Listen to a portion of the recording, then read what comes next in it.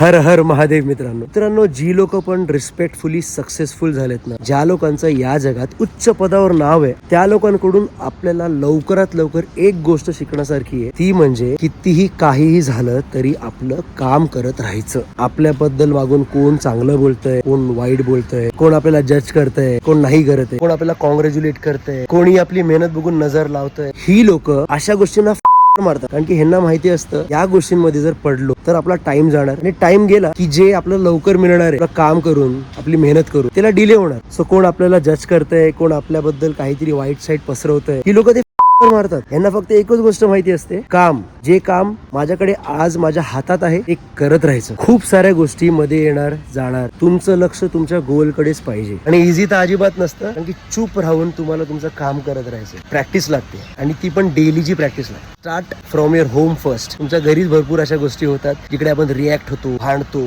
ओरडतो. त्या गोष्टी आधी घरातल्या घरात शिकून घ्या, मग ऑटोमॅटिकली बाहेर सुद्धा तुम्ही अप्लाय करू शकता. लवकरात लवकर शिकून घ्या ही गोष्ट. हर हर महादेव.